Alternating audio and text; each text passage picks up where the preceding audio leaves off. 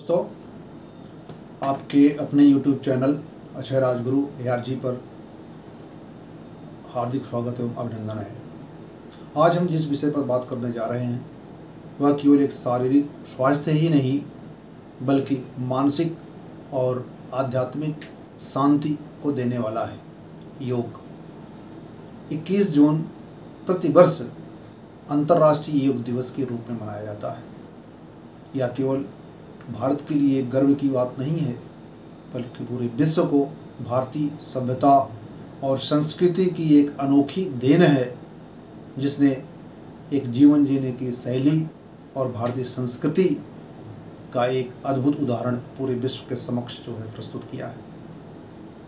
योग एक नया ट्रेंड नहीं है बल्कि हजारों साल पुराना भारतीय संस्कृति में जीवन जीने की शैली के तरीके रूप में रहा हुआ है।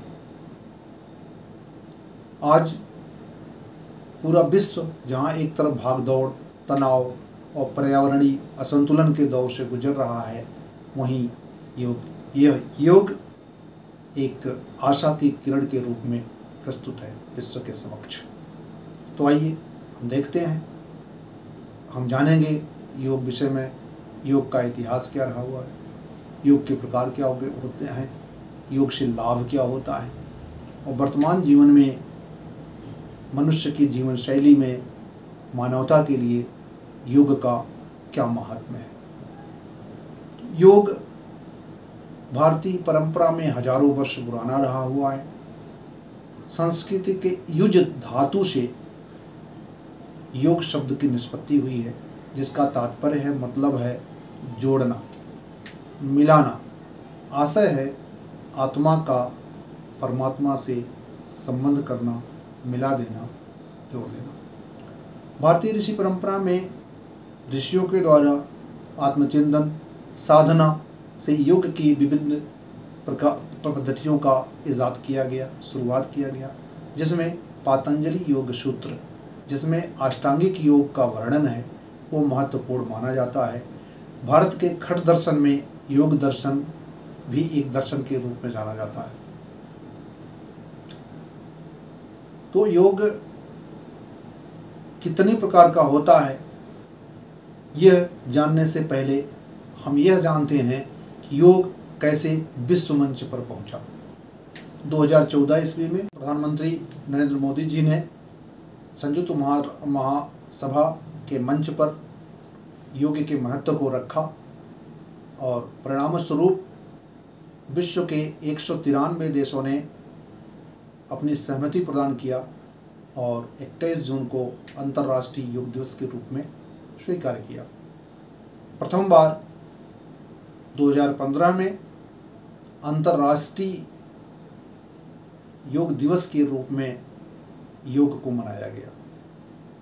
योग के प्रकार में अष्टांगिक मार्ग जाना जाता है। यम, नियम, आसन, प्राणायाम, प्रत्याहार, धारणा, ध्यान और समाधि। उद्देश्यों के आधार पर 6 प्रकार के योग का वर्णन मिलता है, जिसमें अष्टांगिक योग शामिल है, जिसको हठ योग कहा जाता है, राजयोग, भक्ति योग, कर्म योग, ज्ञान योग और कुंडलिनी योग। पहले आता हठ योग, जो एक पारंपरिक योग मार्ग के रूप में जाना जाता है, जिसमें शारीरिक आसन और श्वास पर नियंत्रण अर्थात प्राणायाम और ध्यान को शामिल कर करके एक मार्ग, हठ मार्ग के रूप में जो है जाना जाता है। दूसरा है राजयोग। हठ योग के बाद राजयोग। राजयोग मुख्यतः पातंजलि सूत्र में जो 8 मार्ग बताया गया है, वो जो है इसमें यम नियम यमादि जो है, यम नियम आसन पढ़ता, प्राणायाम, प्रत्याहार, धारणा और समाधि, ये मार्ग जो है राजयोग में स्वीकार किया जाता है, जिसमें ध्यान, प्राणायाम शामिल है मुख्य रूप से। तीसरा आता है भक्ति मार्ग। भक्ति मार्ग में भक्ति, प्रेम और समर्पण के माध्यम से साधक अपने इष्ट देव से जो अपना जुड़ाव प्रस्तुत करता है, इष्ट देव से मिलता है, उसे जो है भक्ति मार्ग कहा जाता है। इसमें भजन, कीर्तन और पूजा इत्यादि जो है शामिल है। ज्ञान मार्ग, जिसको ज्ञान योग कहा जाता है। ज्ञान योग, ज्ञान के मार्ग के माध्यम से ईश्वर से सम्मिलन जो होता है, नज़दीकियाँ बढ़ती हैं, जुड़ाव जो होता है, उसे ज्ञान योग कहा जाता है। ज्ञान योग में बुद्धि, ज्ञान के आधार पर आत्मा, परमात्मा, ब्रह्म, माया इत्यादि के बारे में चिंतन, मनन और आत्म विश्लेषण किया जाता है। जिस मार्ग में, वह जो है ज्ञान मार्ग या ज्ञान योग के नाम से जाना जाता है। कर्म योग, निस्वार्थ भाव से, अनासक्त भाव से जो कर्म किया जाता है, उसे कर्म योग कहा जाता है। श्रीमद् भगवद गीता में भगवान कृष्ण ने इसी कर्म योग का उदाहरण दिया है। योगा कर्मसु कौशलम कर्मण्येवाधिकारस्ते मा फलेषु कदाचन इत्यादि। अनासक्त भाव से कर्म करने की जो सीख देता है, वह कर्म मार्ग है। कुंडलिनी योग, कुंडलिनी योग अंतर की शक्ति को जागरण करने की एक प्रक्रिया है, एक दर्शन है, जिसके माध्यम से साधक अपने कुंडलिनी के साथ चक्र को विधता हुआ सहस्रार तक जाता है। अर्थात मूलाधार चक्र, स्वाधिष्ठान चक्र, मणिपुर चक्र, अनाहत चक्र, विशुद्ध चक्र, आज्ञा चक्र और सहस्रार चक्र तक की। एक ऊपर गिरने का शब्द आता है, ऊपर गिरने की बातें, ऊपर गिरने की बातें होती। आज्ञा चक्र तक जब साधक पहुंच जाता है, वहां से उसे छलांग लगा करके सहस्रार तक जाना पड़ता है, नहीं तो उसे ऐसे पताल में गिरना पड़ता है जहाँ की कोई उसका तल ही नहीं है। तो इसको एक ऊपर गिरने के सेंस में जो है यह प्रयोग किया जाता है। ये सभी मार्ग जो हैं योग के, सबका मतलब यही है, एक ही उद्देश्य है, जीवन को संतुलन और आत्मिक अनुभूति की प्राप्ति होना। योग से लाभ के बारे में अगर हम चर्चा करते हैं तो शारीरिक लाभ, मानसिक लाभ, आध्यात्मिक लाभ और सामाजिक लाभ में संक्षेप में जाना जा सकता है। शारीरिक लाभ, जैसा कि हम आसन करते हैं, व्यायाम करते हैं, प्राणायाम करते हैं, तो हमारे जहाँ शरीर में एक तरह से फ्लेक्सिबिलिटी आती है, लचीलापन आता है, वही हमारी मांसपेशियाँ हृष्ट पुष्ट और मजबूत होती है। शरीर की हड्डी, विशेष तौर पर रीढ़ की हड्डी हमारी जो है मजबूत होती है। शरीर में रक्त का संचार समुचित ढंग से होता है और बॉडी की, शरीर की इम्यून पावर, प्रतिरोधक क्षमता बढ़ती है और नर्वस सिस्टम सही ढंग से काम करता है। मानसिक लाभ योग से होता है कि चिंतन, जो चिंता होती है, चिंता कम होती है, तनाव को कम किया जाता है और समुचित नींद में सुधार लाता है और सबसे महत्वपूर्ण जो होती है, मानसिक एकाग्रता आती है। विद्यार्थी जीवन में मानसिक एकाग्रता का बहुत ही महत्व होता है। जैसे खुली धूप में अगर कोई पेपर रख दिया जाए तो क्या जलेगा? कभी नहीं जलता है। लेकिन वहाँ अगर किसी लेंस के शीशे के माध्यम से सूर्य की रोशनी को केंद्रित करके उस शीशे के माध्यम से पास किया जाए तो वही सूर्य की रोशनी जो उस पेपर को जला देती है, इतना तेज हो जाता है उसे। इसी तरह से जब विद्यार्थी का मन या किसी का मन जब फैला होता है तो कमज़ोर होता है।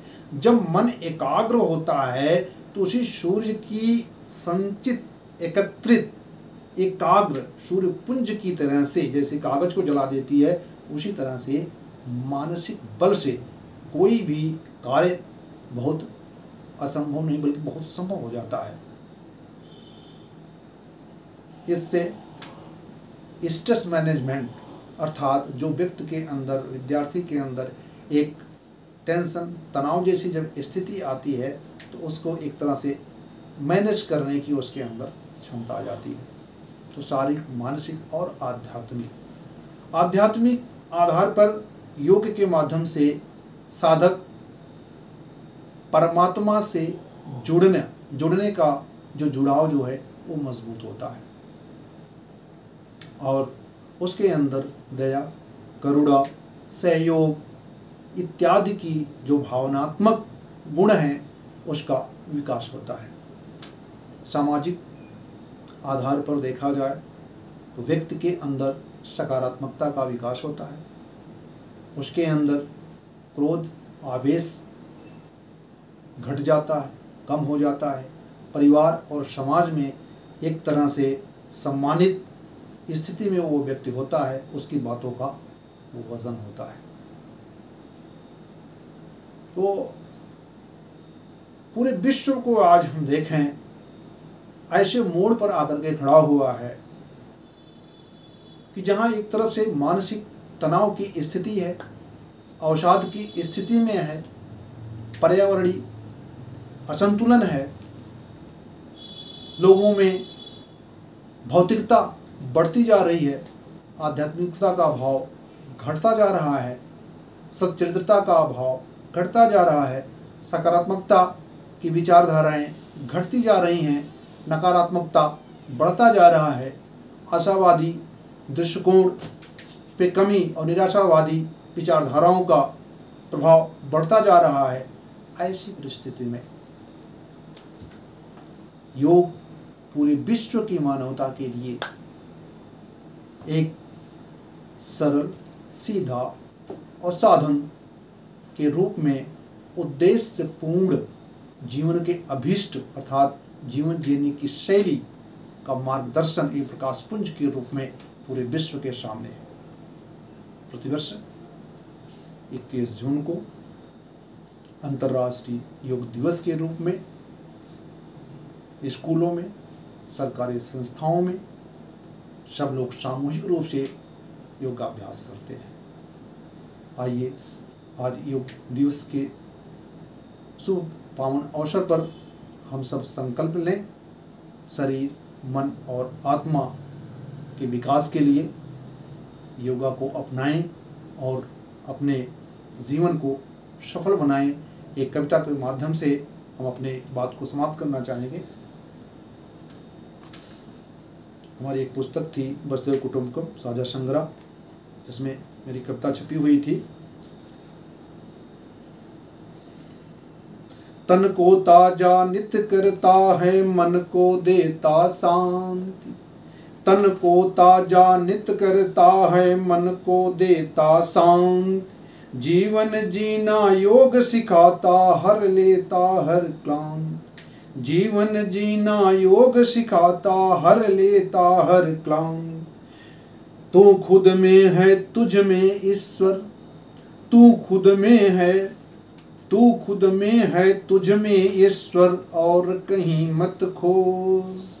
तू खुद में है, तुझ में ईश्वर, और कहीं मत खोज। योग कहे मत भय ब्रह्म पालो, योग करो हर रोज। योग कहे मत भय ब्रह्म पालो, योग करो हर रोज। रोज सवेरे जग कर प्यारे, करते रहना योग। रोज सवेरे जग कर प्यारे, करते रहना योग। पित्त बात कब शांत रहेंगे, नहीं करेंगे रोग।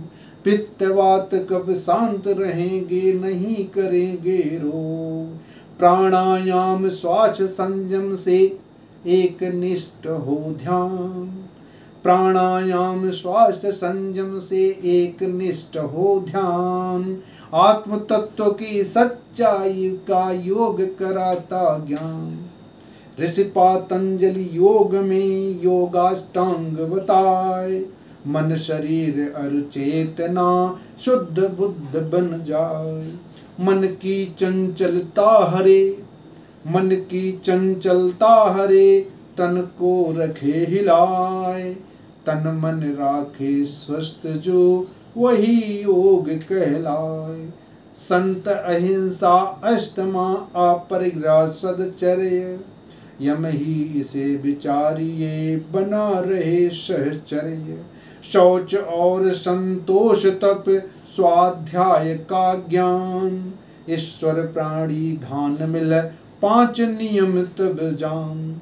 कुंभक पूरक रेच का तीनों प्राणायाम, उम्र बढ़ाई या सदा कर ले शुभ हो शाम। धन्यवाद दोस्तों। अगर आपको आज का यह वीडियो अच्छा लगा हो, पसंद आया हो, तो आप हमारे अक्षरराज गुरु यार जी चैनल को लाइक करें, शेयर करें और सब्सक्राइब करके आशीर्वाद प्रदान कर दें। जय हिंद भारत।